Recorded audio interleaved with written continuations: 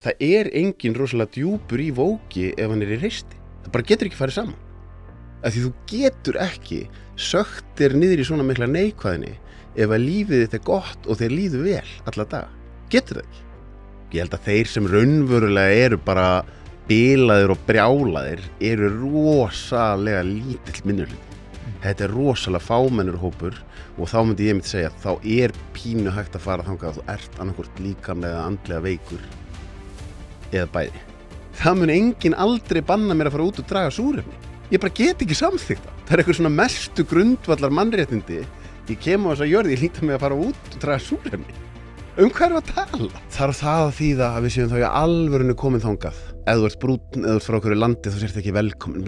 Nei, please, ekki vera svona vitlaus. Góðan daginn og velkomin í hlaðvarpið Ein pæling. Þessi þáttur eru boðið fiskhúsi.is, bæjarins bestu pilsur, Happy Hydrate, Alvöru Bón og Polsen. Nú ef þú ert að hlusta á þetta á almennri veitu, þá ferðu inn á partus.is/ein pæling til þess að fá hana þátt á undan öðrum og án auglýsinga.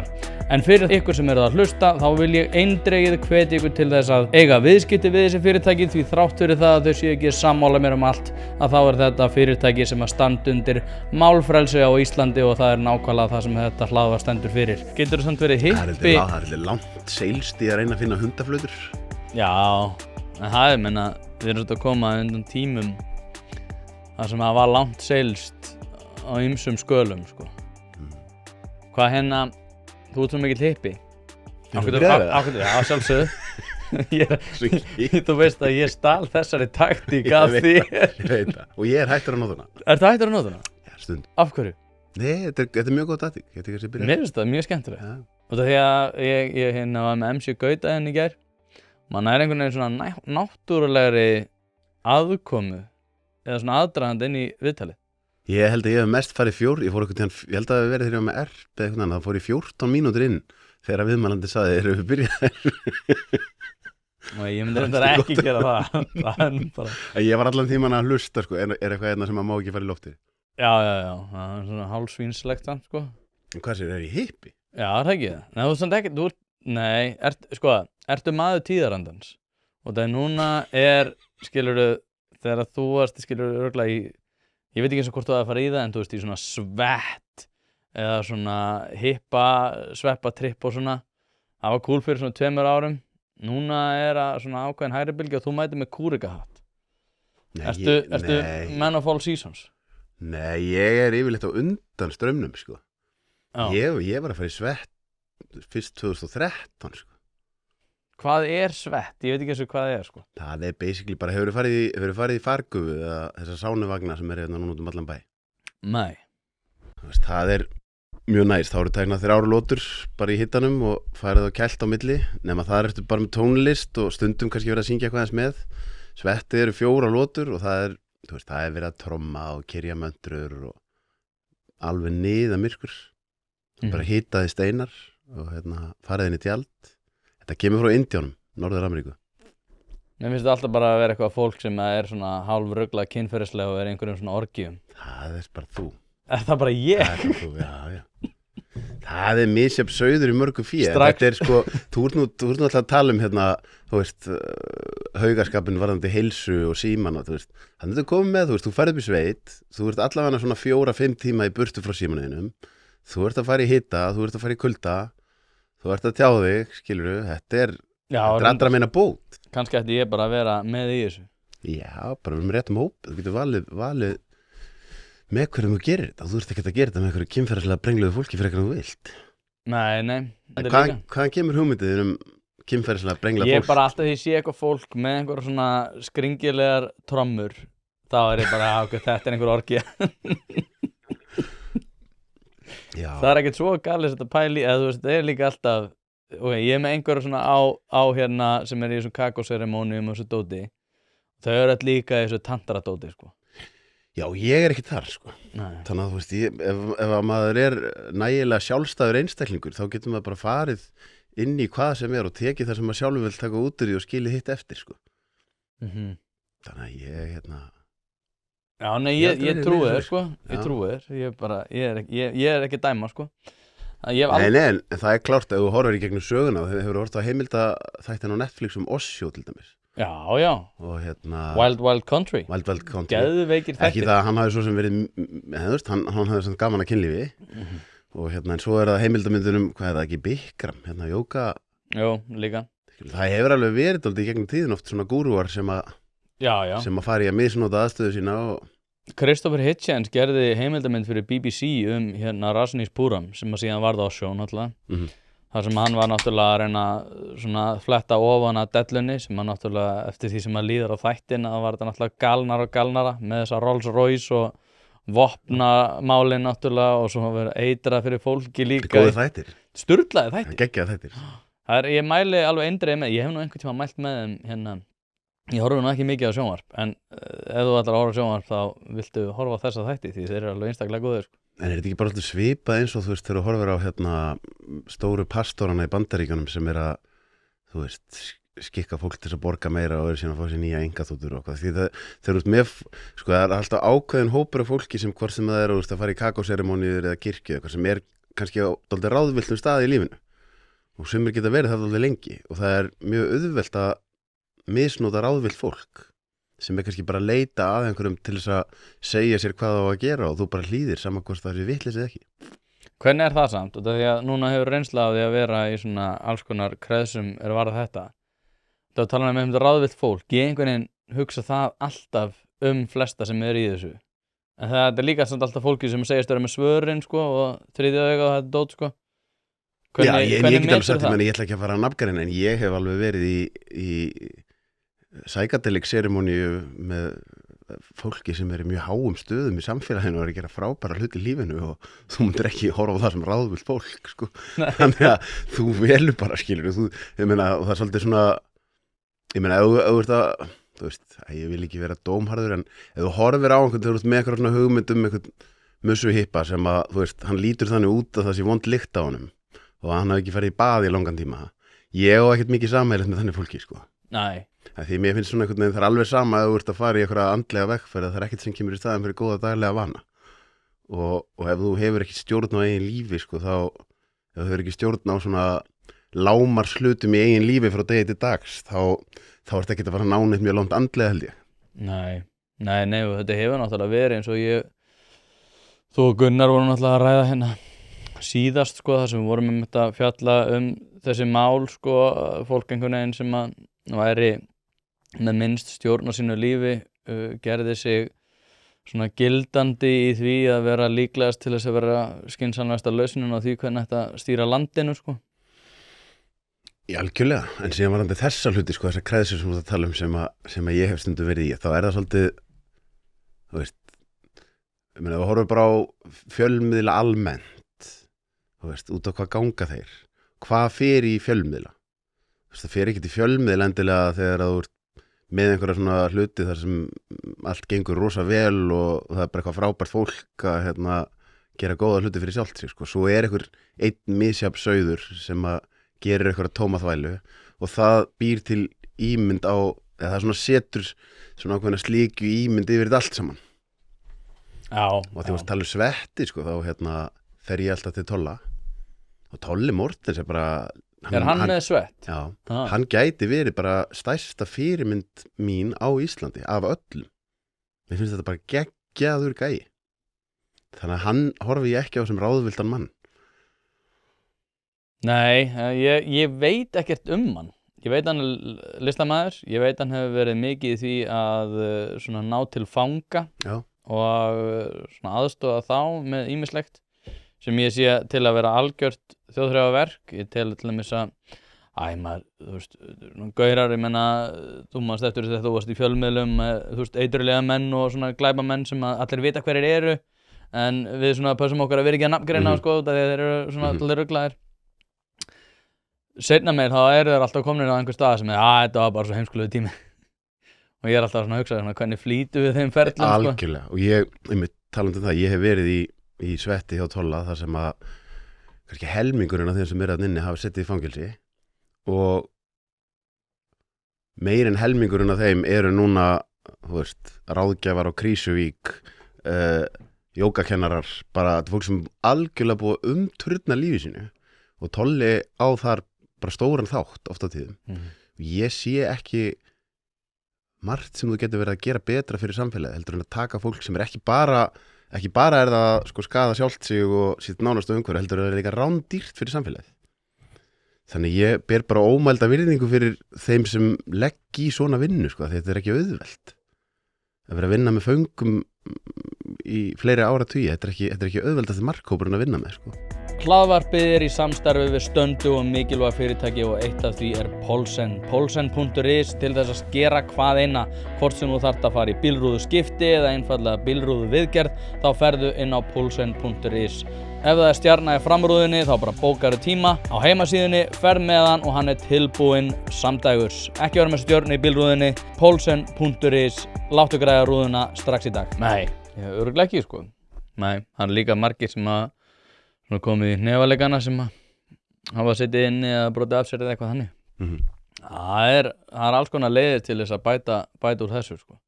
Algjörlega. En hérna, svo við tökum þetta í víðara samhengi, heilsa. Það er eitthvað sem þú pælir í. Núna er Alma Möller búin að kalla flest alla Íslendinga fitubólur sem þurfa að rífa sig í gang. Gerðu það? Já, það bil. Hún sagði ekki þessum orðum, skilurðu. En hún sagði bara að Íslendingar er alltaf feitir og þeir verða að rífa sig í gang og það annars erum við að fara að drepa þessi stólum stýr. Sko að því maður þarf alltaf að vera með pínu fyrirvara á umræðum offitu. Og þú veist, það fyrsta skrifið er að ég vil að allir elski sjálfa sig eins og þeir eru. Ef þú ert að fara að breyta einhverju, þá er fyrsta skrifið að elska þig eins og ert núna. Þú breytir ekkert mjög miklu ef þú byrja vegferðin á því að hata sjálfa þig. Ég elskaði með hennan kúrekahatt til dæmis. Ekki? Svona, við nefnum það. Það geggjaður hattur. Takk fyrir. Þetta er svona smá, þú veist, þannig að því, þú veist, maður, hérna, þú veist, þessi umræðu einhverja fitusmánun og eitthvað svona dót, en nú veit ég mjög mikið heilsu. Og ég mitt skrifaði í inngangnum á bókinni minni á eigin skinni sem ég gaf út fyrir 7 árum að við varum komin á fyrsta skipta mannkynsögun er stærri hluti mannkyns að deyja úr ekki næringu en bara offóðrun heldur en vannæringu.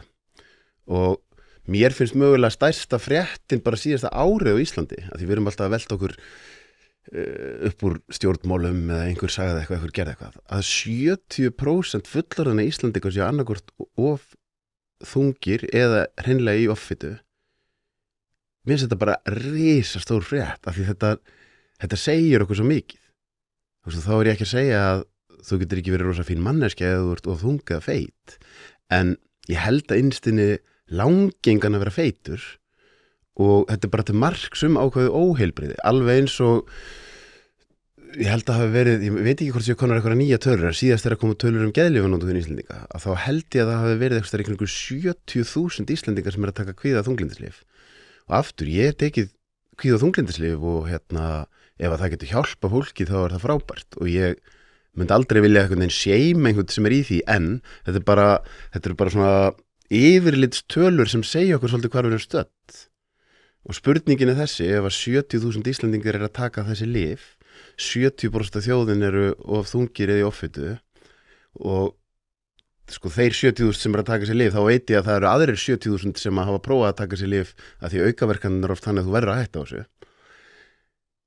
Hvernig getum við byggt upp heilbrigt samfélag ef að óheilbriðið er svona mikið? Og þú veist, þegar við erum að tala þjóðmálumræðina, þá finnst mér eins og við verðum að taka þetta inn í umræðina líka, sko.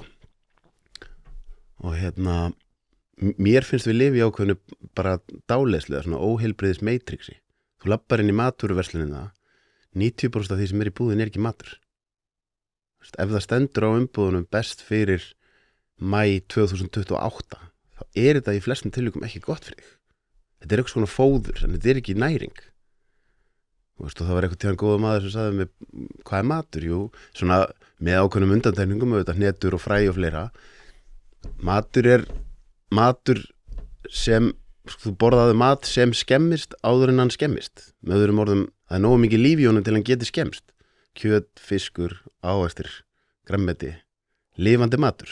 Og ef að þetta er 5% af því sem þú borðar, þá ertu líklega vondum málum.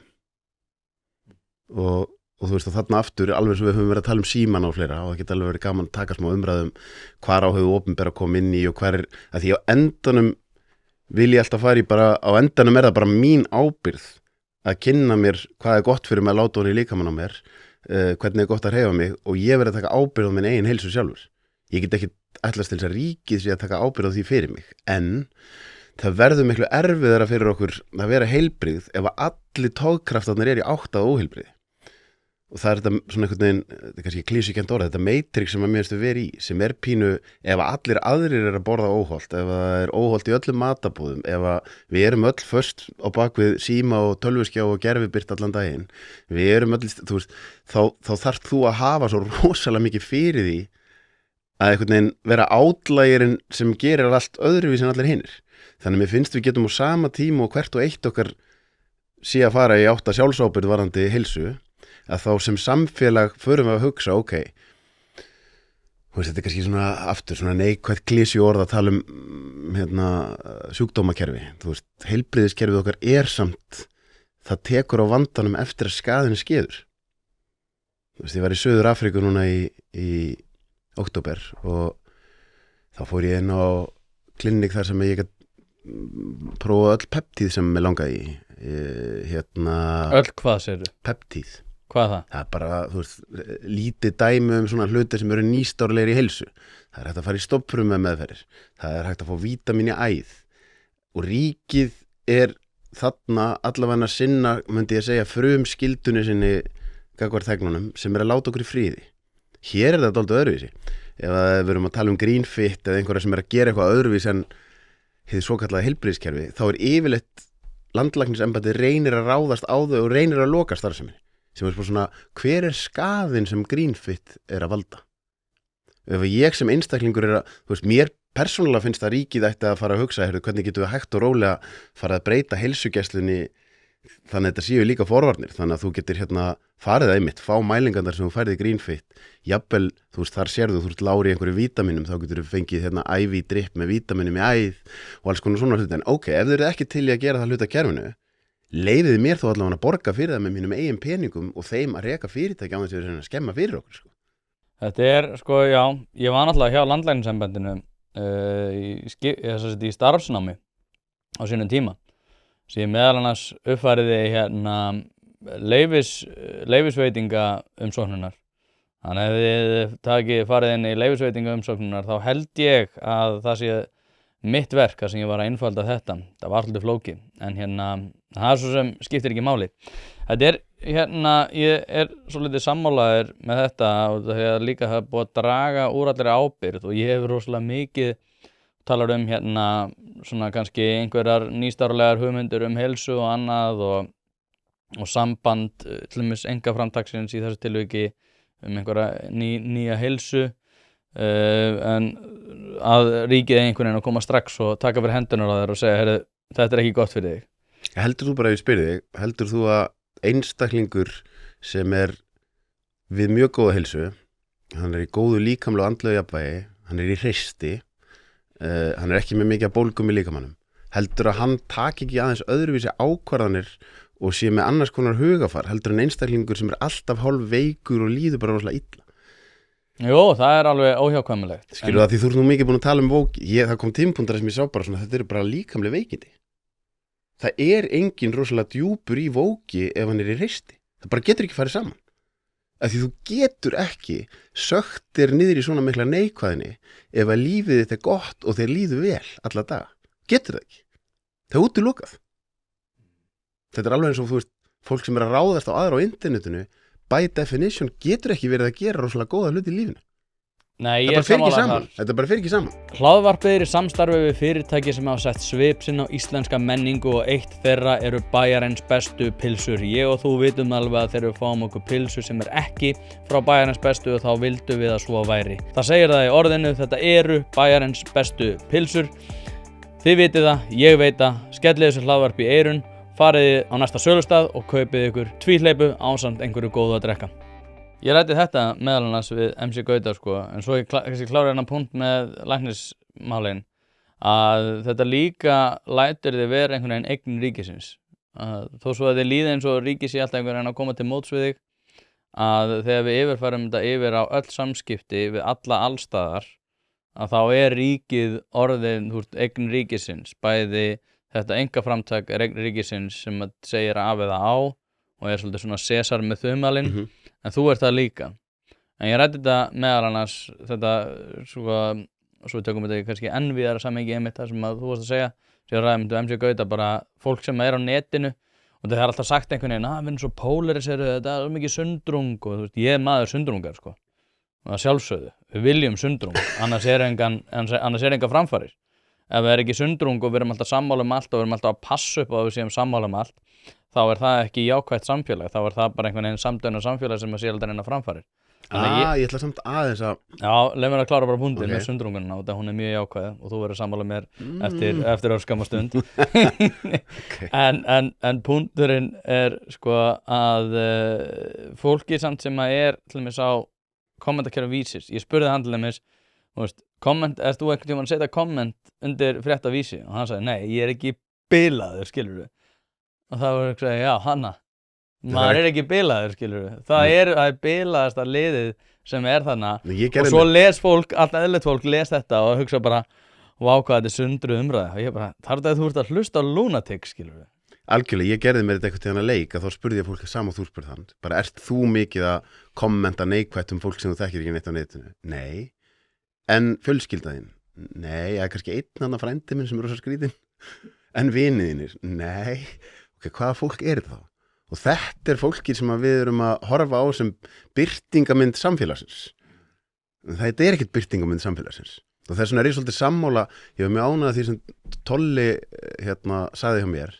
Hann sagði, ég alls ekki á því að heimurinn sé á leiðinni til helvítis, þvert á móti. Ég held að séu mjög góðir hlutir að gerast bæði í heiminum og á Íslandi. En umræðan ekki þar, skilur. Hún samt þar. Það ekkert fréttnæmt ef einhver að gera frábæra hluti og líður vel. Nei, kannski, ég man ekki, ég held að Steven Pinker hefði nú fjallað þetta hérna en lætum hérna á þar sem hann fjallar um það. Ég man ekki, þú sko, töluna voru eitthvað stjarnfræðilegar, þú eitthvað, 800 sinnum líklegri að deila frétt sem með neikvæðum fréttum heldur en jákvæðum. Þannig að sjálfsögðu þá náttúrulega bara stýrist sjálfvalið svolítið að því að fréttamiðlar eru líklegri til þess að birta neikvæða fréttir. Að einhverju leyti það náttúrulega líka bara mannlegt út af því að við þróumst ekki með því að pæla rosalega mikið hlutunum sem jákvæðir, heldur reynum við að leysa hluti sem rosalega neikvæðir. Og svo náttúrulega, svo við flettum þetta aftur inn í umræðina, svo það fólk einmitt sem kannski ekki með stjórn á neinu sem að til þess að vera bestið þess að leysa þessa vandamál. Mér finnst það gott að þekkir eitthvað Guðna Gunnars. Nei, hver það? Guðni Gunnars, Róbjóka, sem bjóð til Róbjókasetur. Róbjóka? Já. Hann einn af frumkvöðlum líkansræktar bara á Íslandi. Hann var að flytja inn búlvorkartækin held ég bara fyrir 40-50 árum eða eitthvað. Hann mikil talsmaður þess að við notum tungumáli rétt og hann stoppa maður bara af ef maður að nota fórnarlamb og orð eða þú veist, eins og til dæmis ég ætla að reyna bara orð sem þú notar ekki. Bara annarkvort gerir eða þú gerir ekki. Þú reynir ekkert, skilur. Ég ætla að reyna að hitta þig eða eitthvað svona, skilur. En hann, og ég svolítið sammála hann segir við erum alltaf bara að birta okkur sjálf. Þegar ég að raun yfir annað fólk, það snýst þetta ekkert mikið hitt fólkið. Ég bara að birta sjálfa mig. Skilur, ef ég manneskja sem með þannig fótspor á netinu, ég bara rosalega mikið í að tala illa alla og drull yfir allt og alla, það svona, þú veist, eins og góðu maður sagði einhvern veginn með mig þegar ég var að byrja svona að fara svolítið í þess sjálfsvinnu vegferð, þá svona ef að fíblónum í kringu þeim farið að fjölga mjög mikið, þá þarf það að kíkja í spegilin, sko.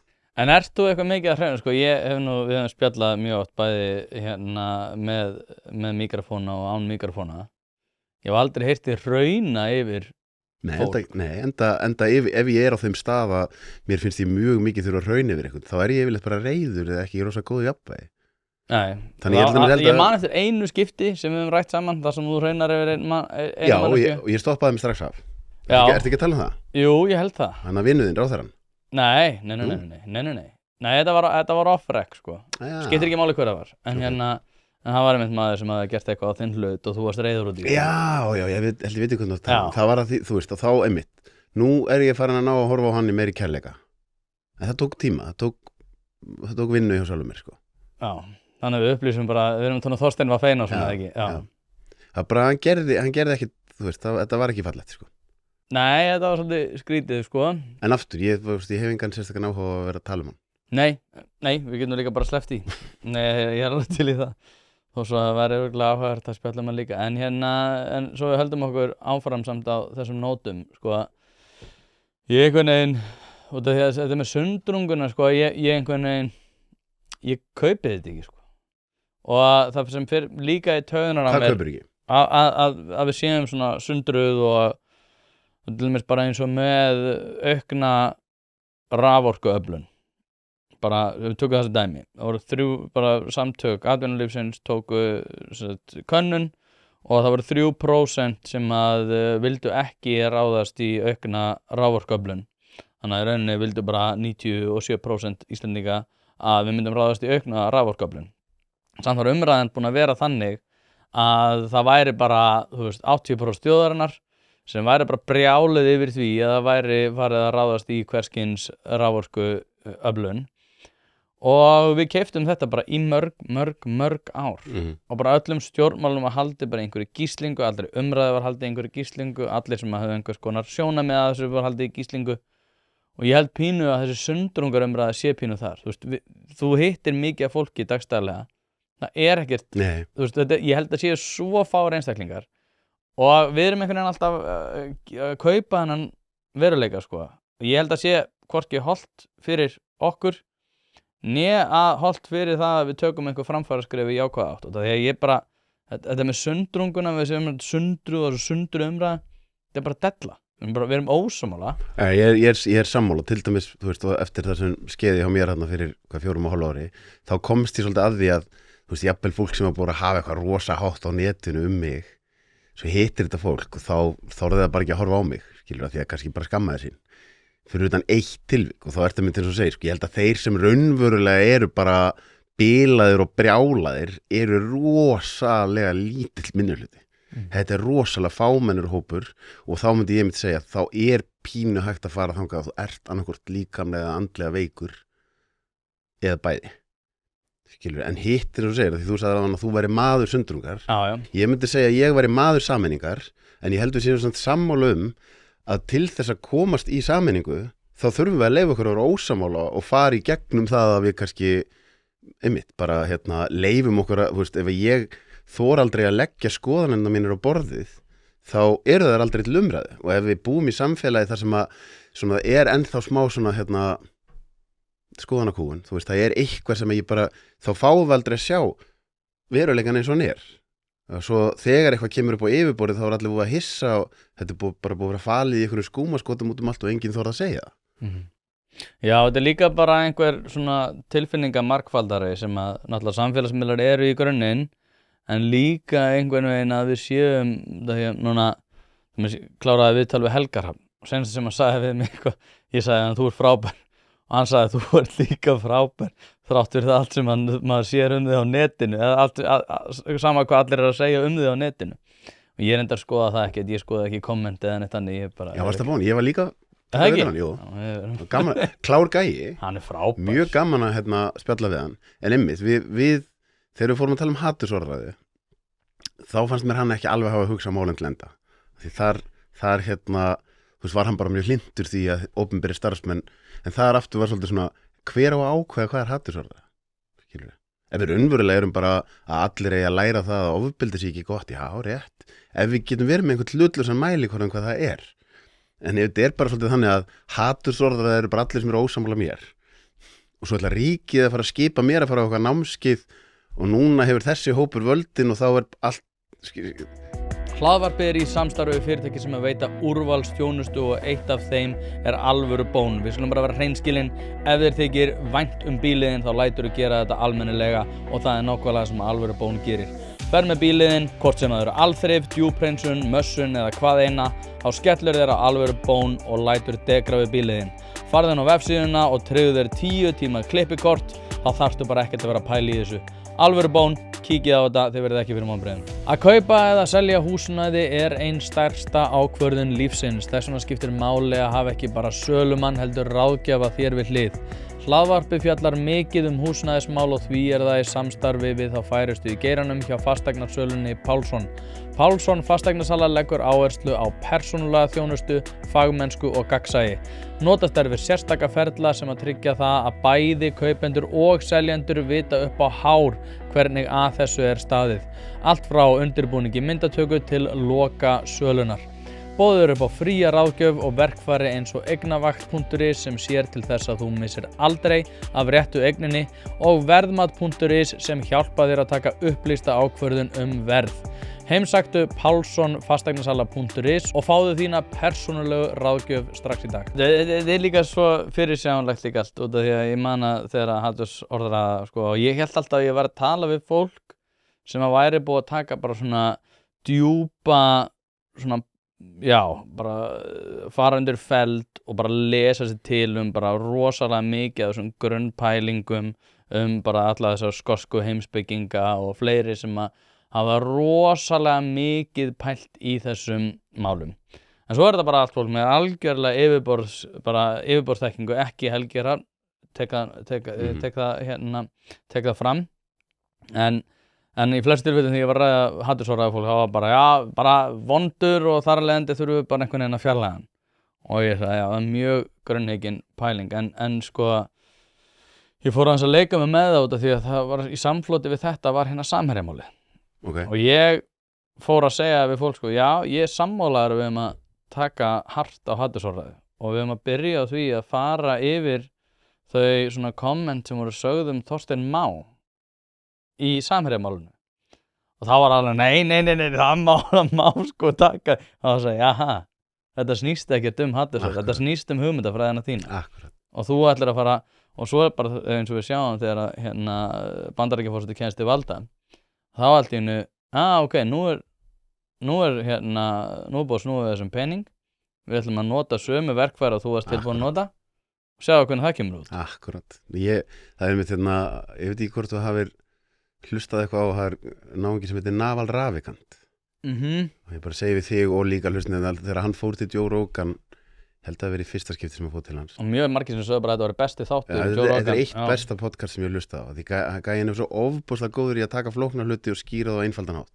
Og hann einmitt talar þar þetta. Hann talar ef þú ert í einhvers konar stöðu til þess að vera að setja leikreglur fyrir samfélagið, pældu þú alltaf í hvernig myndi mér líða með þessar leikreglur ef að óvinurinn minn væri við stjórnvölinn núna.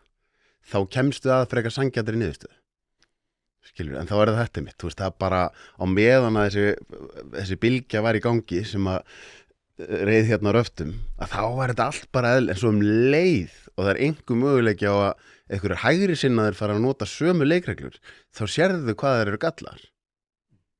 Skilur, þannig að Sanngirni líka svolítið svona grundvallar hugtak í þessu sko, og sanngirni náttúrulega út frá okkur sem eru svona frjálshyggjumenn í lífinu náttúrulega bara að þín aðkoma eigi að vera lágmörkuð, einmitt út af því að strax þú ert farin, bara tökum sem dæmi bara hið opinbera eða bara kjarasamningar.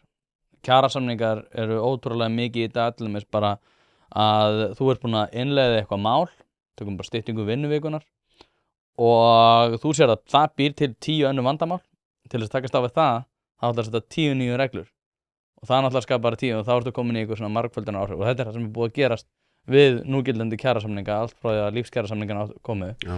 En ef við svona málum þetta eins og við erum að heilda myndina þegar við erum bara að tala það hvernig við eigum samskipti og annað, strax út farin einmitt að reyna að svona auka þína aðkomu, þá lendur þú svo fljótt í þessum spírala sem þú ert að grípa, ég ger ekki ráð fyrir þessu og þar alveg þarf ég að grípa það með nýju reglum í staðan fyrir að bara draga þig hlið og hugsa bara, nei, lágmarks aðkoma mín líklega miklu betur til þess fallin að stýra samfélaginu heldur en nokkuð tíma það að reyna að búa til nýja reglur til þess að takast á við mismunandi samskipti.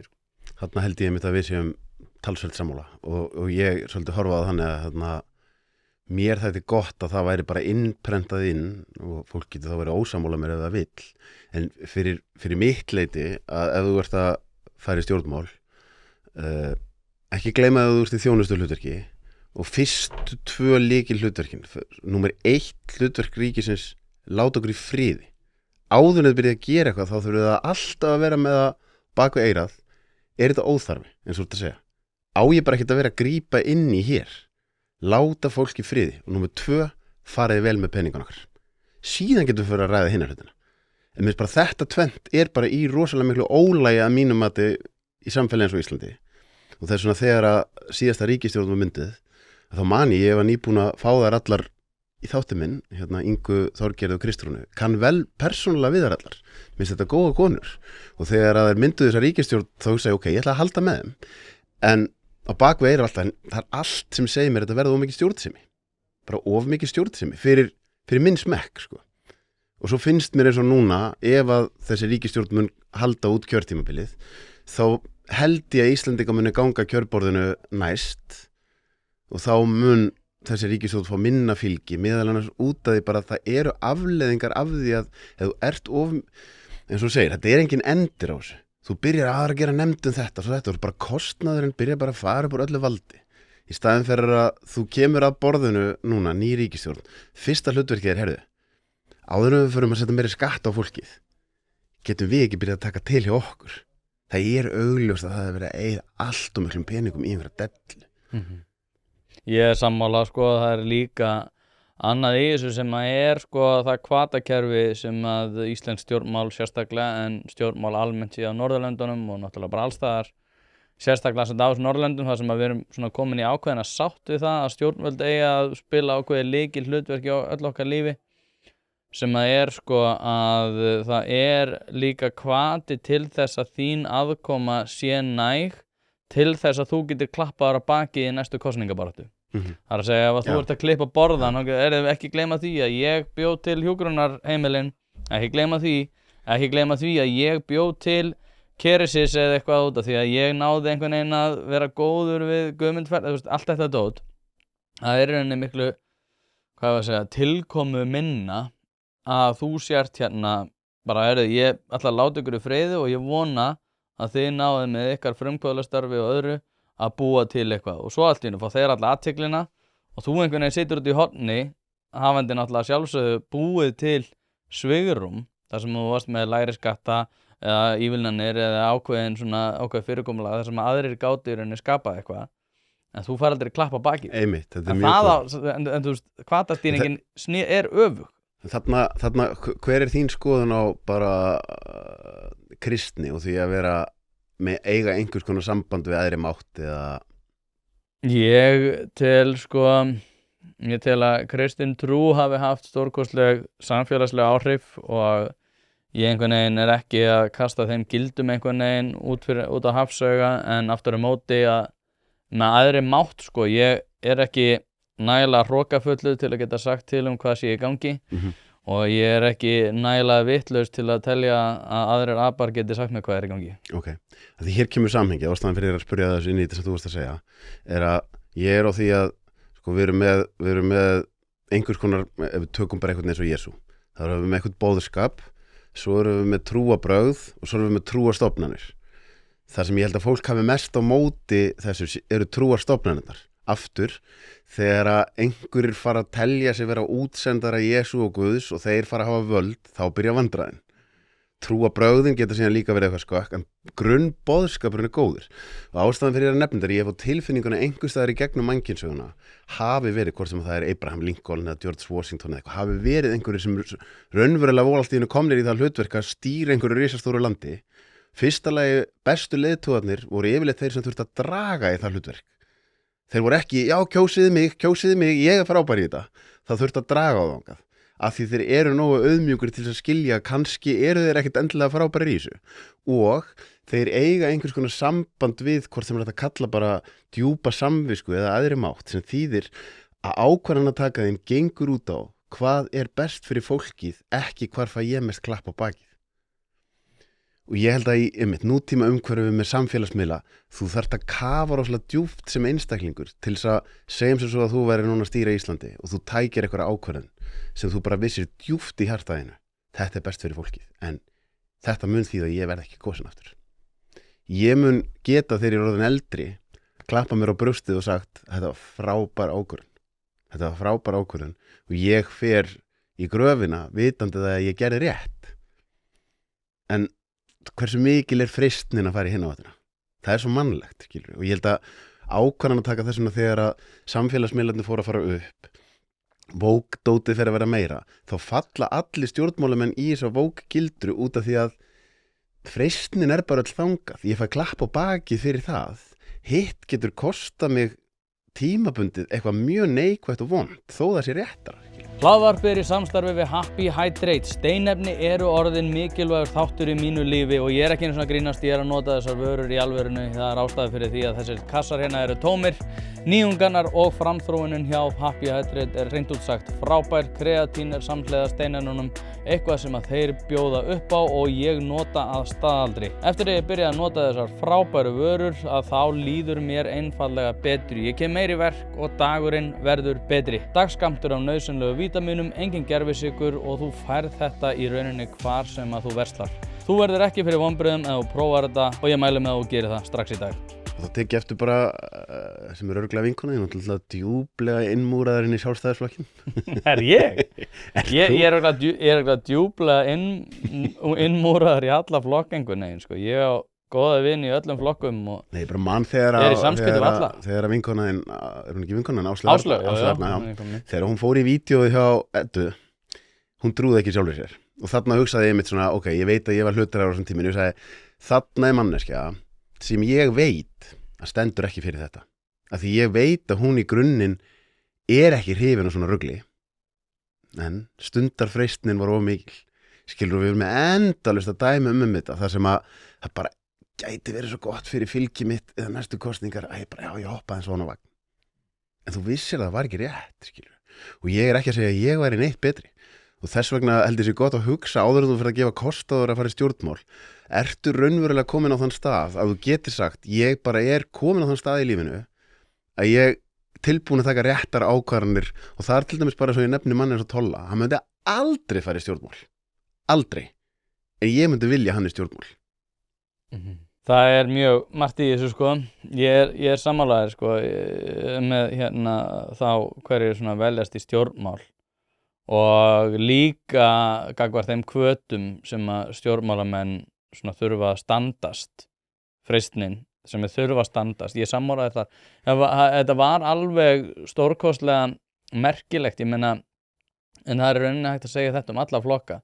Þeir voru spurðir, ég með minnir að þessi 2021 eða fyrr að þá, þú veist, voru svona flestir byrjar að sjá í gegnum svona feminísk fræði, þú veist, þetta er ekki fræði, þetta eru trúarbrögð, talandi um trúarbrögðin. En þar voru þeir spurðir hvort að þeir myndi vilja sjá feminísk, kynjafræðina gerða að skyldu áfanga í sko öllum skólastöðum. Þetta var eitthvað algjört lúnasi og allir bara, já, ekki spurning. Horfða þeir í kringu sig, skilur við, og svona spá svona, á ég að segja já hérna, nú náttúrulega vinstri flokkarnir bara hérna, náttúrulega fyrstir, út af því að þeir eru svo meðvirkir, en það sjá allir hversu mikil vitleysa þetta og er náttúrulega að grafa undan grunnstoðum félagsvísindadeilda og hefur verið að gera núna síðastliðinn áratug með hryllilegum afleiðingum og náttúrulega til dæmis bara fyrir mínar fræði, til dæmis stjórnmálafræði, ég meina, mér finnst ekkert gaman að það sé bara að hugsa bara, já, félagsvísindadeild, það var svona, fólk brosur út í annað, óþolandi, út af því að ég tel að félagsvísindadeildir, heimspeki, sagnfræði og fleira, ótrúlega mikilvægar stoðir í öllum svona grundvallar ákvarðanatökum í því hvernig við viljum haga okkar góða samfélagi. En það bara Vogue-ið tók þetta yfir og svo bara brosir fólk þetta í annað þegar þeir eru í félagsvísindadeild. Og það er hræðilegar afleiðingar. En svo ég komi að punktinu þínum. Ég til dæmis að sjá núna út af því að það er prófkjör hjá Samfylkingunni. Þar sem að þeir eru að fara að kjósa 24. Við erum að tala núna saman 20. Þessi þáttur mun örugglega að koma út einhvern tímann eftir. Ég er með svo mikinn stafla á þáttum sem ég ætti að gefa út. En þar eru að tala skiluru, já, ég er úr þessu hverfi og ég elska græn svæði, góðar samgöngur og þetta, og þú veist, það er eitthvað fólk sem er að labba með skilur blörraðan bakgrunn, flott pródúserað efni, það segir mér ekkert til hvort það séu góður stjórnmálamenn eða séu að fara að taka góðar ákvarðanir. Bara, ég hata vandamál og ég elska að leysa vandamál, þar alveg átt að kjósa mig og ég þetta er svo mikið, þetta er svo grunn. Já, ég veit, maður kannski smá írónist að þú nefnir þetta með kynjafræðin og félagsvísindeildinni. Ég menntaður í sálfræði og ég vil trúa því að ef fólk langar að skilja ákveðna hluti á bara dýpra leveli í samfélaginu og í stjórnmálum, að þá er félagssálfræði frábæri leið til þess. Bara allar rannsóknir sem voru gerðar eftir nasismann og svona til að skoða hvernig þetta ekki gerst. Og þá því þú nefndir á hann að fólk horfi kringum sig. Að það er bara, þú veist, þessar klassísku rannsóknir þar sem að Milgram og fleiri Milgram til dæmis, þar sem að fólk er á biðstofu og stendur upp og þar sem þú ert með þú ert með 3 strik og eitt er lítið, eitt er stórt og svo er þriðja og þú ert að segja hvort það sé eins og þetta litla eða stóra og það er augljóst að það er bara eins og þetta litla en þú ert hafður síðastur í röðinni þannig að hinir segja allir að þetta er stóra og þá byrjar að horfa í kringu þig og svo segir bara 95% af fólki segir já það er þetta stóra en það sér að það er þetta litla og ég myndi segja, sá sem er góður sá sem er vel til þess fallin að fara í stjórnmál er sá sem stendur gegn 95% og gerir þetta öðruvís og segir þið getið ekki gaslýst mig neða bara þú veist þið getið ekki gaslýst mig í að ég sjá ekki minn eigin veruleika skilur, og ég get ekki gefið afslátt á því að því það er bara það sem ég sé skilur, og þá þarf ég bara að standa og falla með því að kannski hafði ég rangt fyrir mér en ég ætla ekki að ljúga og ég held að Freys einhvern veginn kannski með, þú varst nú með Brynjar Níelsson og það sem þú veist kútósið sem ég gefa á hann og Sigríði Andersen ég get ekki afséð það sem ég sá í COVID-tímabilinu og þar horfði ég bara, ég held að 50% af stjórnmálamönnum allavega 30%, jafnvel 50% hafi verið á sömu skoðun og þau voru það einu sem þarf að segja og ég segi ok, þó ég væri rosalega mikið ósammála ykkur, þá hlýti ég að bera virðingu fyrir því. Ég veit hver ég hef ykkur.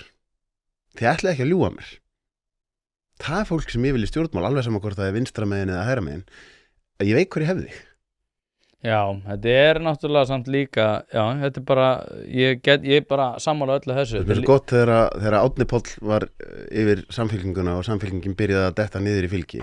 Þetta var á svipuðum tíma og aðeins eftir að þegar Tony Blair var forsætisráðherra Bretlands og Bill Clinton var í Bandaríkjunum. Bæði Tony Blair og Bill Clinton voru svona típískir úlfar í sauðagerði. Þeir sko á réttu mómentum eru þeir kapitalistarnir í jakkafötunum, á öðrum mómentum eru þeir kommunistar.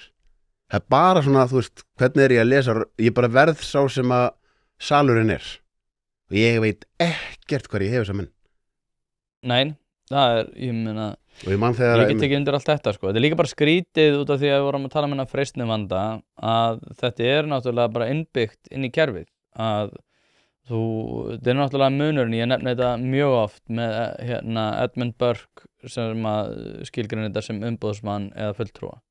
Hvort ertu stjórnmálamaður sem að, og Snorri er pínu þannig, ég meina hann segir ég held að hann hafi sagt það hjá mér að hann er mitt sko eins og með íslenskuna og hann segir bara, þú veist, ég veit það er ekkert allir sammála mér en ég segir samt við minni kjósendur bara treystu mér, ég er að pæla í þessu út að þetta skiptir máli þetta skiptir máli, ég veit að kannski sérðu það ekki en ég er að pæla í þessu mjög mikið og ég er mjög ánægður að þú sett að sinna þínu starfi ég er að pæla í þessu út af því þetta skiptir virkilega máli, trúðu mér og svo erum við með umboðsmann, þetta er svona fulltrúa hugmyndin, svo erum við umboðsmannin sem er einmitt svona horfir kringu sig og spyr þú veist, hvað finnst ykkur sem er göfugt að einhverju marki, ég meina þú ert kosinn og þú ert að koma sjónarmiðum þína kjósenda til leiða sérstaklega þú ert kosinn og þú ert í litlum flokk þá ertu málsvari þessa hóps en það gerir það aftur á móti verkum að þegar við erum komið með rosalega stóran hluta umboðsmönnum sem eru alltaf já, ég spyr sérfræðingana hvað ég segja næst og ég er að þegar ég er að grípa inn í bara allt er varðar mannlegt líf eins og í COVID-tímanum þá þarf ég ekki annan að spyrja sérfræðingana það hvað eigi að vera gert og sérfræðingarnir benda svo aftur á mig sem að segja já, nei, ég tek ekki ákvarðanir það út af því að ég er bara að pæla í því hvernig við klárum þessa veiru og reyndar talandum svona stjórnmálamenn sem að standa í lappina gagnvart þessu, ég meina Willum Þór ég hef aldrei hitt hann og ég er engin sérstakur aðdáandi eða þannig, ég fór að hugsa þetta hann sá aðili sem að drap COVID tíman. Hann verður aldrei fengið sko hrós fyrir þetta og hann setti rosalega jákvæða þróun í gang varðar heilbrigðiskerfið og samninga við einkareknar skurðstofur og fleira sem að leystu úr læðingi mikið afl og í rauninni hjálpaði mjög til með það að stytta biðlista. Þetta tvennt hefur haft stórkostleg áhrif á íslenskt samfélagi. Hann hefur aldrei fengið hrós fyrir það. Ég held enda að hann ekki testa eitthvað stjórnmálamaður sko, hann alltaf þetta sama. Einmitt. Ég tek undir það, ég þekki hann ekki neitt en ég hef heyrt mjög góða hluti hann og mér sýnist svona á öllu að hann hafi bara verið að gera mjög góða hluti. Ég myndi reyndar ekki taka undir að hann hafi drepið COVID-tímann. Ég held að ef aðrir hlutir komið inn í þar, til dæmis eins og þegar að sóttvarnar hótelið eða fangelsið var reist, þar hugsaði ég bara, erum við endanlega búin að missa vitið. Hann tók við að Svandísi Svavarsdóttur. Já, en ég er að segja, þar kom þannig að, sko, Sóttvarnahótel var löngu komið. Já, en ég er að segja, það var eitt skref til dæmis, að þar bara ætlaði hið góða ríkisvald. Það hugsaði bara, erum við bara á leiðin inn í nasismen? Þú veist hvað? Nei, þá voru það sem betur fyrir stóðu dómstólarnir í lappirnar. Ástæðan fyrir því að það var ekki hægt að gera, það var bara það stóðist ekki lög. Þar voru okkur bjargað af dómstólum. Það var engin stjórn, þannig að þar held ég að hafa átt sér stað fyrstu skrefin í að hvort sem hafa þríeikið eða stjórnvöld, þá föttuðu þau, heyrðu, við getum ekki tekið þetta bara hversu langt sem okkur langar, það verða stoppara reyna. og þar aftur held ég að hafa verið skilur, þú er stjórnmálamaður, þú vilt ekki endi í því ítrekað að vera að brjóta lög. Þannig að þarna held ég að hafa orðið til svona eitthvað hjá stjórnmálamannunum, heyrðu, talandum að vera bara að hugsa sjálfa sig og freistnivandan, ég geti kannski bara mist stöðuna mína sem ráðherra eða dottið út af þingi ef ég fer að brjóta lög ítrekað. Hlaðvarpið í samstarfi við stöndu og mikilvæg fyrirtæki og eitt af því Polsen. Polsen.is til þess að skera hvað eina, hvort sem þú þarft að fara í bílrúðu skipti eða einfallega bílrúðu viðgerð, þá ferðu inn á Polsen.is. Ef það stjarna í framrúðunni þá bara bókaru tíma á heimasíðunni, ferð með hann og hann tilbúinn samdægurs. Ekki vera með stjörnu í bílrúðunni, Polsen.is, láttu græða rúðuna strax í dag. Ég vil ekki hugsa út í þetta sko, ef þú ert að stýra ráðuneyti og fara eitthvað minnisblað frá sóttvarnarteyminu og þú horfir á blaðið og segir bara, já, hvað segirðu, hvað ég að skrifa undir hérna? Ég að fara að læsa fólk inni í gluggalausum herbergjum, af því það var svo vont að leyfa sér að fara til útlanda. Ég fór til útlanda á þessum tíma og ég man að sko, ég náttúrulega var ekki bólusettur eða neitt sko, og ég feð hann í gegn og það var verið að taka, það var bara fullt af fólki sem að mynda ákveðin svona vegg þar sem var verið að taka, skilur, þú ættir að vera með bólusetningaskírteini og líka passaðinn. Ég bara labbaði beint í gegn og það var einhver manneskir sem ætlaði að stoppa með það, bara, þú veist, hélt ég bara áfram, þetta er svolítið með svo að vera stöðvaður, þú veist, ég kerði mótorhjóli í Vietnam, að þú veist, þegar þú sást lögguna, þá skilur þeir sögðu þeir að stoppa og þá gafst í sko og þeir voru að brunni burtu og ég tók svolítið sömu hugmyndafræði, ég ætla bara ég ætla bara að halda áfram til ég stoppa þetta því ég nenni þessu rugl ekki. Ég fór inn í landi en svo fekk ég hringingu það að ég ætti einmitt því þeir var ekki með skráði við það að ég væri bólusettur og ég man ekki, ég tók svona já, á eftir að uppfæra bólusetningaskírteini mitt eða eitthvað, ég sagði náttúrulega ekki að ég væri bólusettur en ég sagði ég ætti eftir að uppfæra bólusetningaskírteini. Svo bara kvaddi ég og það endaði með því að þau höfðu ekkert samband aftur. Ég veit ekki hvort ég hafi gleymst í kerfinu eða eitthvað sko, en ég bara ætlaði ekki að taka þátt í þessu sóttvarnahótels dæmi. Nei, og þarna kemur sko, þú veist, eigum aðeins að bara andi í magan, pæli því fyrir nokkrum árum síðan. Ekki í blábyrjuninni, ok, það kannski skiljanlegt í blábyrjuninni þegar fólki var að hrynja niður á Norður Ítalíu og við sáum einhverja myndir frá New York bara líka á götunum og eitthvað, ok. Þetta var alls ekki í blábyrjuninni, þetta var eftir að COVID var búið að vera að rúlla í 1,5–2 ár. Yfirgnæfandi meirihluti þjóðarinnar samþykkti það og fannst það eðlilegt að við mættum ekki fara út að draga okkur súrefni ef það léki grunur á því að væri með flensu. Eigum við bara, því nú hefur engan sérstakann áhuga að hossast á COVID-tímabilinu, en eigum við að gefa okkur að þetta mun ekki endurtaka sig ef að þetta bara staðan á mannskapnum. Þannig að þegar þetta byrjaði, bara, það mun enginn aldrei banna mér að fara út og draga súrefni. Ég bara get ekki samþykkt það. Það eitthvað svona mestu grundvallar mannréttindi. Ég kem á þessa jörð, ég líta mig að fara út og draga súrefni. Hvað erum við að tala? Ég líka sko, ég þól ekki að hafa eitthvað fyrir munnvíkinum og ég sagði alltaf að ég væri með eitthvað einkenni sem að gerða verkum að ég gæti ekki verið með grímu.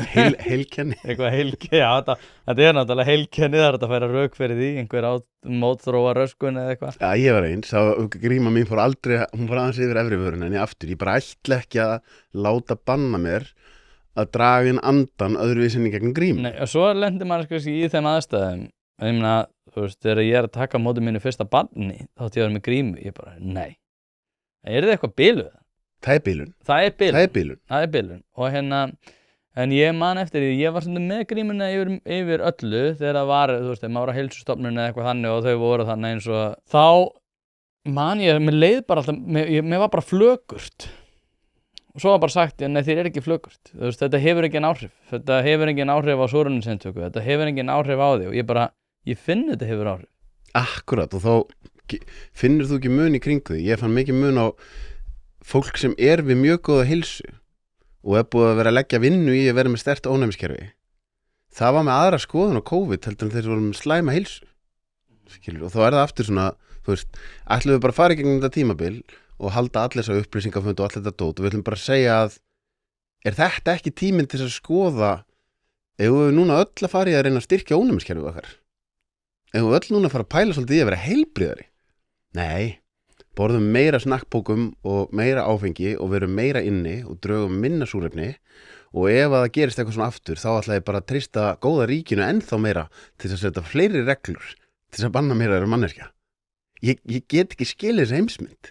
Nei, en þetta kemur líka bara að svo við færum okkur aftur yfir í aðeins ríkið sko að það ertu líka komin á einmitt þessa grunnþætti sem vorum að ræða áðan, það sem miklu skynsamlegra fyrir þig að auka, hvatinn alltaf, skilur þú vilt hafa hámarks öryggisgæslu til þess einmitt að sé enginn sem deyr. Því að ef það með hámarks öryggisgæslu þá líklegt að það sé færri sem að fara að deyja. En aftur á móti ef þú ert með einhvers konar svigrúm að þá náttúrulega hefur það betri áhrif á félagsleg gæði og heilsu fólks og annað en þú fær aldrei klapp á baki fyrir það. Einmitt. Þá ertu alltaf inn og komin í það bara nei, hvert einasta dauðsfall skrifast á þig. Algjörlega og þetta var frá byrjun einmitt, þú veist, narratífið var teiknað svolítið svona upp frá byrjun að hvora ákvörðunin auðveldar að taka. Það miklu auðveldar að þú vilt ekki vera gæinn sem varst að drepa gamalt fólk. Skilur. Þetta var bara strax sett þannig upp. Þannig að, en þú veist aftur bara svona, ef maður langar að fara upp í 30.000 fetin og velta hlutunum fyrir sér. Skilur, þetta gerist aftur og aftur. Það verður eitthvað svona múgsefjuna brjálæði, svo sest rykið og 3-4 árum seinna, þá erum við komið með svolítið staðrendina til að ræða þetta viti. Nei, við nennum ekki að tala um það núna. Ég erum ekki að fara að tala um COVID núna. Ég erum ekki að fara að tala um bankarhrunið núna. Við erum alveg leið á þessu. En loksins þegar við getum rætt þetta viti, þá ræðum við ekki að því þá erum við komið leið á því. Og svo erum við, eins og ég veit að þú pælir stundum í, hvað næsta múgsefjunar alda að fara að staða núna? Og þú nefndi Snorra á hana, því mér hefði Snorri æðislegur og rosa hrifin á hann og ég er hrifin að því hvað hann hugrakkur. En ég myndi einmitt segja núna, þegar Snorri fer að fá rosa mikið pepp fyrir að tala gegn innflytjendum, þá reynir á hann, þú veist, hver raunverulega skoðun, á hvaða punkti, þú veist, nú ég til dæmis kona mín frá landi fyrir utan Schengen. Erum við alveg að fara þangað að svoleiðis fólk megi bara ekki vera þarna því það sé ekki nóg gott? Ætlum við ekki að horfa á veruleika einstaklingsins og horfa á ef ykkur með háskólamenntun, gera frábæra hluti í lífinu, hann augljóslega að fara að vera benefit fyrir Íslands samfélag, er það akkur má hann ekki vera hérna? Er það því hún svört á litin eða, þú veist, tökum þá umræðu og förum alla leið með hana. Því þarna ég pínu að horfa á mögulega múgsefjunar bylgju í átt sem að mér líka bara alls ekki. Hlaðvarpið í samstarfi við fiskhúsið.is. Fiskhúsið.is heildverslun fyrir veitingamenn sem vilja það ferskasta og það besta fyrir sína kúnna. Hvort sem það fyrir veitingareksturinn, hótelreksturinn, mötuneytið eða hvað annað, þá ferðu inn á fiskhúsið.is til að sjá það gríðarlega úrval sem að strákarnir hafa upp á að bjóða. Ef að þú vilt hið ferskasta og hið besta, þá gerir þetta sjálfsögðu almennilega, ferðin á fiskhúsið.is. Það ekki til sú spurning sem að strákanir hafa ekki svarið við, þannig enn og aftur fiskhúsið.is til að fá ferskasta og besta fiskinn á landinu. Og þá ég ekki að segja að stjórnvöld á Íslandi hafi ekki gjörsamlega mist þennan innflytjenda málaflokk og böndunum og það sé hárrétt að ræða það og hárrétt að stoppa í götin. En ætlum við að fara þangað, þá þurfum við að taka þá umræðu í alvöru og þá þurfum við að spurja, ok, nú ég með brún augu, var kannski langaðu minn, hver innflytjandi og hver ekki? Ef við horfum á Bandaríkin minn allir innflytjendur. Og hvar ætlum við þá að draga línuna? Skilur, þá finnst mér ef við ætlum að fara að taka þessu umræðu, þá verðum við líka að gera það eins og menn, Og þá verður að standa fyrir því, ef þú segir, ég bara á því, ef þú ert ekki hvítur og fæddist ekki á Íslandi og þú fittar ekki kategóría, þá ert ekki Íslandingur og þú ert ekki velkomin hingað. Ok, þá veit ég hvar ég hefði þig. Og þá get ég bara verið ósammálaðir. Skilja, því það alltaf freistnivandi leið og eitthvað fyrir að vera rosa vinsælt og nú er augljóst að venjulegt fólk sem fekk algjörlega stapp nóg af þessu vógrugli og stapp nóg af til dæmis þessum málaflokki að bara sturtast hingað eitthvað fólk sem bara með allt önnur gild en við, bara allt annað viðhorf til kvenna, óbóðslega stór hópur sem bara að þiggja rosa mikið frá ríkinu án þess að gefa neitt í staðinn. Þegar það loksins mátti fara að ræða þetta, þá svolítið bara eins og alla flóðgáttunar opnist og það auðvitað mikil taktur með því. En þá bara svo mikið af fólki alveg eins og í COVID sem bara ekkert að horfa á sjálft sig þegar það hægt og rólega að byrja að kenna innflytjendum allt sem að í lífinu. Það aftur. Við erum bara að fara frá sjálfsábyrgð og við erum að verða jafn mikið fórnarlömb eins og vógliðið. Bara í hináttina. Ég held að það veri frábær, þetta veri góð klippa maður. Þetta frábær samantekt og það sem ég náttúrulega hef verið að vara við einmitt í ofanarlag eins og þú varst að benda á með gildin og fleira, það sjálfsög áleitamál. En helstu varnaðarorð mín hafa nákvæmlega verið þessi. Það dæmi sem þú varst að tala með þína konu, þar sem að helstu fórnarlömb stjórnlausarar meðvirkni með hópi sem augljóslega ekki hingað komin til þess að aðlagast Íslandi verður nákvæmlega orsökin af því að hópar sem eiga ekki að verða fyrir barðinu á þessu. Og ég hef sagt til dæmis bara, ef þú vilt kæla þessa umræðu þá lokar á hælisleitendakerfinu og myndu sjá til þess að afbrotamenn sem brjóta af sér séu sendir bara út á landi. Hárrétt, og ég held að það sé bara mjög auðvelt að vera sammála þessu. Ég veit, það allir sammála þessu, en stjórnlausa meðvirknin náttúrulega hefur bara einmitt ollið því að ég held að það sé einmitt og ég sammála smá upptaktur með þessu sjónarmiði og þetta náttúrulega eitthvað sem búið að gera svona í Þýskalandi. Til dæmis ef við tökum bara Sýrlendinga. Ég þekki fullt af Sýrlendingum sem eru að standa sig alveg frábærlega og hafa bara, stofnað fyrirtæki og bara sýnt mjög góð, bara svona, allavega einhvers konar merki þess að þeir séu komnir til þess að bara reyna að bæta íslenskt samfélag og reyna að bæta sig. Í Þýskalandi gerir ég bara ráð fyrir að sama sig upp á teikninum. Hins vegar búa þeir núna við þann veruleika, þeir eru að fara að senda alla Sýrlendinga úr landi með illu eða góðu. Akkurat. Þetta kemur náttúrulega út af stjórnlausri meðverkni allt frá Angela Merkel sem náttúrulega klúðraði öllu sem hægt var að klúðra. Alltaf tala hana þegar hún hætti í stjórnmálum að hún væri með svona rosalega glæstan feril. Svo náttúrulega þegar maður fer að fletta ofan í það sem hún raunverulega gerði í orkumálum að öðru. Hún náttúrulega bara klúðraði hún eiginlega öllu sem hægt var að klúðra. Og þetta núna eru fullt af Sýrlendingum sem kannski eins og ef við horfum hérna á Ísland sem að standa sig vel, þeir bara vera líka sendur á landi og skiptir engu máli. Kona þín náttúrulega og eins og segi, við sem betur fyrir erum ekki á sama stað, vonandi getum við einhvern veginn flett ofan að þessu, en ég alltaf að segja ekki gleyma því að meðvirknin sem þú ert að sýna núna með því að segja þetta sé bara ekkert mál og við þurfum bara að gera betur í að inngilda og við þurfum einhvern veginn að vera bara meðvirkari og þá einhvern veginn lagast þetta. Þú ert ástæðan fyrir því að þeldögt fólk verði fyrir auknum rasisma. Akkurat, þarna aftur, bara þarna finnst mér að komin upp í 30 fetin að útskýra stóru myndina. Þú veist, mjög íkt meðvirkni með einhverju vógrugli býr til Donald Trump. Þetta er bara alltaf svona.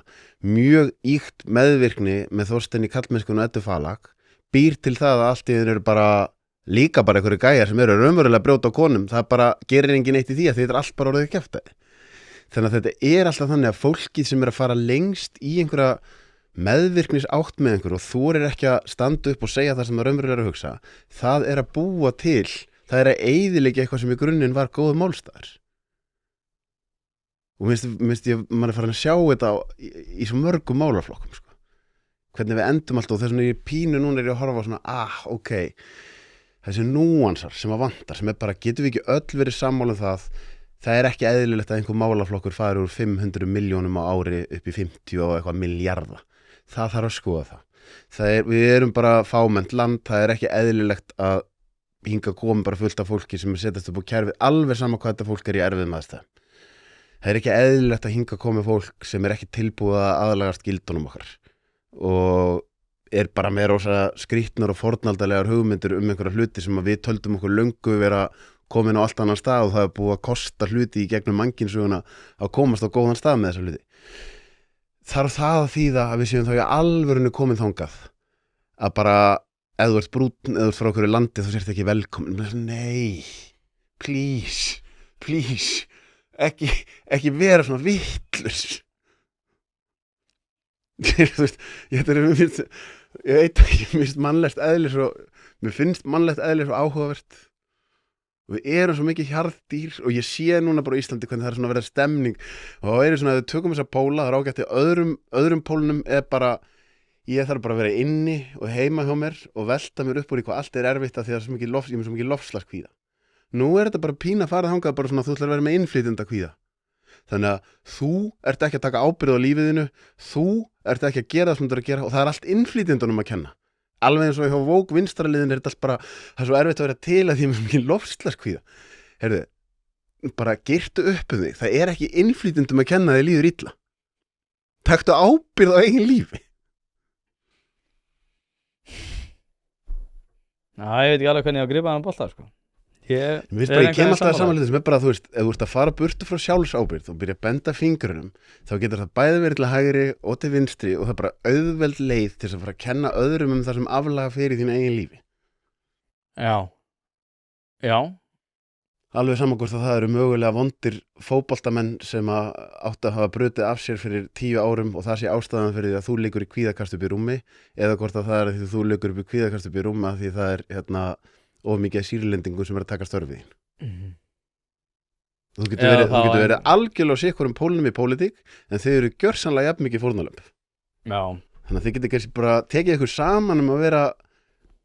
Ég held að séðast líka pínu svona umræðu forðun einhver þar sem mitt, þú veist, þú sérð kommentakerfin og ert bara svona, ég nenni þess ekki. Ég nenni ekki að pæla í þessu. Það held ég að hafi líka vond áhrif. Svo einhvern veginn og veist, eins og að bara krafan það til dæmis þegar Guðbrandur Einarsson hættir við vændiskaup fyrir 12, 13, 14 árum eða eitthvað og hann segir ég er það bara hættur í stjórnmálum og ég ætla að fara að vinna í mínum málum þátt fyrir þetta var fyrir 14 árum og svo er bara fyrsta frétt er að Drífa Snædal kemur og segir að við sjáum til hvort hann taki ábyrgð. Þið alltaf að tala um þessu ábyrgð, þið alltaf að tala um að gera betur. Og fólk sem er að hjakkast í því að þú veist gangjónum vel að púsla saman fjölskyldunni, kall, pungur, og bara svona, hvað er fokking manngæskan í ykkur?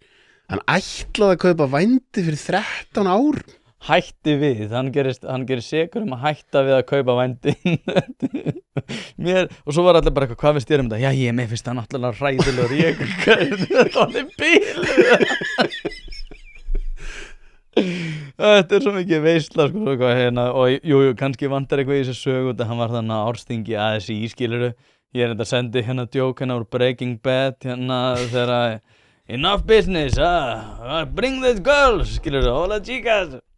Ok, þetta er alveg fyndið, skilur, út af því maður er að gera grína einhverjum vinstrimönnum sem er í einhverjum hórmangara partíum, en maður gerir ekki ráð fyrir að það svo sé.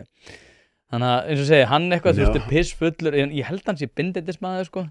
og líka út af því að við erum alltaf að tala um það að koma til móts við fíkla og að fíklar þurfa einhvern veginn að vera hér og þar og það sé svo gott að einhver taki ábyrgð á sínu lífi og hætti að drekka og hætti þessu dóti. Akkurat. Svo kemur upp bara eitthvað, fyrir 14 árum að gera þetta, ok, bindindismæðurinn er út. Ég eitthvað, ha? Hann er að taka ábyrgð, þú veist, það kemur bara eins og með hana fyrirverandi menntamálaráðherrann. Hvern? Nei, Áslaugu? Fyrirverandi menntamálaráðherrann sem sagði Nei, já, hvað heitir hann aftur? Flokki fólksins. Ásthildur Lóu? Ásthildur Lóu, já. Þú veist, það mál til dæmis. Já. Það var bara búin að segja af sér áður en að fréttinu var inn í loftið og svo sest ríkið eftir nokkra dag og þá er allir bara svona að býta, hvað var þetta? Akkur var hann að segja af sér? Skilu, hvað, er þetta ekki eitthvað ruglað? Var þetta ekki fyrir rosalega löngu síðan? Ef ég horfi á mitt eigi líf, er ég sama manneskja og ég var þegar fyrir 15 árum. Á hvaða punkti má ég byrja að breyta mér eftir að hafa gert mistök og á hvaða punkti fæ ég tækifæri til að byrja búin í. Maður horfir bara á svona einhvern veginn eins og þetta með hann og núna þessi vændi, þú veist bara, heldur að þetta sé til þess fallið að fólk vilji fara í stjórnmál.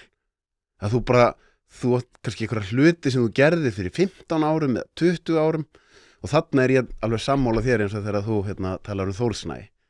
Mér er alveg sama hvar þú stendur í pólitík, þarna hefur við bara standa först á prinsipum sem er bara, heyrðu, ef eitthvað gerðist fyrir rosalega löngu síðan þá finnst mér að þú er að fá tækifæri til að sýna mér að þú hafir breyst sem manneskja á 15 árum sko. Hlaðvarpið er í samstarfi við heitirpottar.is, hvort sem þið vantar saltvatnspott, hitaveitupott, kaldan pott, sánuklefa eða hvað eina í heita pottinn, þá ferð þú inn á heitirpottar.is og lætur græja þig. Þjónusta og uppsetningum all land og nú er jafnvel hægt að fá sér smíðaðan sánuklefa, þar sem að þú færð sánuna nákvæmlega eins og þú vilt hafa hana. Það er ekki hægt að setja verðmiða á heilsuna eða samverustund með fjölskyldunni og því er mikilvægt að huga að báðu og það er nákvæmlega það sem að heitirpottar.is auðvelda þér að gera. Hvort sem þú ert að endurnýja gamla pottinn eða gera þetta frá grunni, þá getur þú sendt skilaboð á netinu eða bara einfaldlega kíkt í verslunina að Fossalsi 13 en þar er opið alla virka daga milli 10 og 17 og á laugardögum milli 10 og 14. Ekki drolla við þetta, þú veist að þið langar í heitan pott og sánu heimtíðin, heitirpottar.is, græja þetta fyrir þig. Finnst þér þetta að vera skítlegt, skilurðu? Já, auðvitað, þetta var einhver skíta. Ég meina, þú veist, hversu margir til dæmis, töluleikjaspilun, ótrúlega margir sem hafa spilað töluleiki. Ég reyndar gerði þetta ekki, og það fannst alltaf svo skrítið, en þú veist, bara hvítt fólk að kalla hvort annan nigger í tölvuleikjum. Það var bara alltaf, skilur, ennorðið, alltaf. Og ótrúlega margir sem hafa gert það, bæði Counter-Strike og Dota og öllu þessu dóti.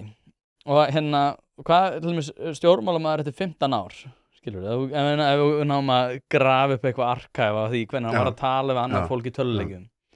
Nákvæmlega. Nei, ég meina þegar það átt að slaufa Joe Rogan. Maður er að gera 2200 þætti og hann er búinn að vera sko að reykja kannabis og drekka sér fullan og hann einmitt notaði N-orðið í samhengi og samhengið var að hann var að tala um hvað það væri slæmt. Svo var bara búið að klippa þetta allt úr samhengi, láta þetta líta út fyrir að hann væri rasisti og og einmitt, það var mjög... Það er hægt að gera það úr þessum þáttum líka, sko. Ég hvet einhvern til að gera, það get allt saman. Ég passa mig að nota aldrei, ég passa mig að segja. Mér er slétt. Af því ég man að það sem mér er svo geggja við það, þekkir Ísrael Adesanya, MMA. Af því að hann, Joe Rogan er náttúrulega, má í raun og veru segja að hann er í stóran þátt í því hvað MMA var að vinsælt. Já, ekki spurning. Það var svo geggja þegar að hann, þegar árásirnar og Joe er í algjöru hámarki og þá er MMA kvöld og Adesanya er þetta er á þeim tíma þegar hann er að vinna alla bardagana og hann stendur og segir bara, hann notar henni og segir bara Joe Rogan, you're my það var svo flott að hann fékk stuðning og þá er bara svona, ok, ég var að móðgast fyrir hönd af því Ísrael Adesanya er frá Nígeríu og er svartur og það var svo fallegt, skilur, það var bara svona bara Joe, ég vil að fólk viti það að þú ert bara eitthvað mest authentic gæir sem ég þekki, ekki láta liðið vaða yfir, bara stöndum með honum. Það er líka bara alltaf einhverju lunatic sem hver nennir að taka svona saman. Skilurðu, þú ert Nákvæmlega. að tala um hérna spegilmyndina, sko. Nákvæmlega. Hvað ertu að gera í þínu eigin lífi ef að tímiðin fer í þetta? Ef þú hefur tímið þetta, sko, þá þarftu að horfa í spegilinn. En Sölvi, ég þarf að mæti í vinnuna. Mæti vinnuna? Já. Lítur ekki á þetta sem vinnu sem sagt? Jú. Já, jú, ég gera það, hálfvinna. sko. Þetta vinna, jú. Hvað er vinna þín? Vinna með fötluðum. Ég er svo góð manneskja að athugað það, sko. Kekkaður. Það munur á því að tala um það Þú bara og gera það, sko. þjálfar innflytjendur í boxi og vinnu með fötlum. Já. Þvílík góðmennsku. Og svo er ég með hvít yfirburðarhyggju podcast.